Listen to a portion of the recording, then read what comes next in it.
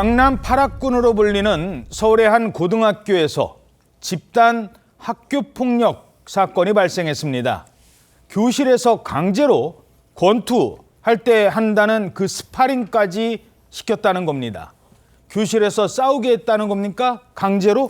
네, 그렇습니다. 서울 서초구의 한 고등학교 교실에서 찍힌 영상을 저희가 확인할 수가 있었는데요. 강남 8학군의 한 고등학교입니다. 교실 뒤편에서 이 두 남학생이 권투 장갑을 낀 채 스파링을 하는 모습이거든요. 주변에서는 학생들이 말리지도 않고요. 문을 닫으라고 오히려 소리치면서 구경하는 모습입니다.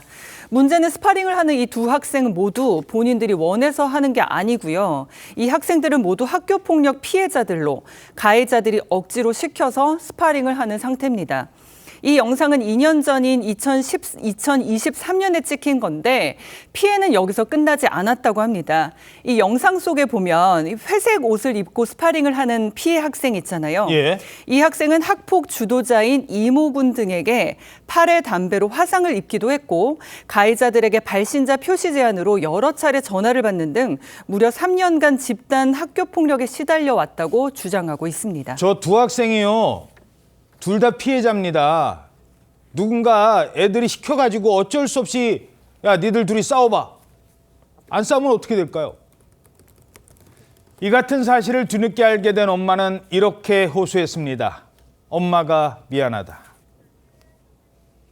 학교에 가기 싫다. 자기를 괴롭히는 아이들이 있다. 그냥 검정고시 보면 안 되냐. 그런 말들을 하긴 했는데 이렇게 심각한 정도인지는 몰랐습니다. 학교에 가면은 그 아이들의 놀잇감이라고 느꼈다고 한 진술을 보고 엄마로서 너무나 오히려 제가 미안했고 부모로서 알아채지 못한 것에 대해서 미안하다고.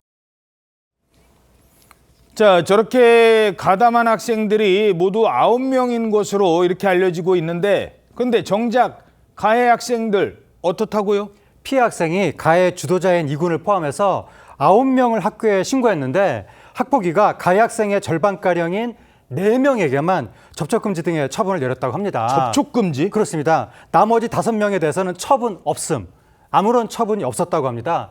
특히 주도자인 이군 측은 학폭을 부인하면서 지금 행정소송까지 낸 상황이라고 하는데 TV조선 취재 결과 해당 학교는 가해 학생 중 4명만 징계한 이유에 대해서 특별한 입장이 없다라고 말을 했다고 합니다. 피해 학생 측에서는 학교의 결정에 불복했고 폭력 가해자로 지목된 학생 9명을 공동폭행 등의 혐의로 지난 10일 경찰에 고소했습니다. 반성 대신 학교를 상대로 소송까지 냈다는 겁니다. 잘못한 게 없대요.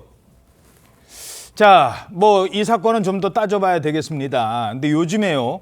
학교 폭력하면 아예 대학도 못 가잖아요. 그렇습니다. 세상이 많이 바뀌었습니다. 전국 대학교에서 학교폭력 감점제를 시행하고 있는데 최근에 경북대에서 학교폭력 전력이 있는 입시생 22명을 불합격 처리한 것으로 알려지며 화제였습니다. 경북대뿐만이 아니고 서울 주요 대학인 서울대, 연세대, 성균관대도 정시와 수시에서 학폭 전력 때문에 불합격 처리된 학생들이 있었습니다.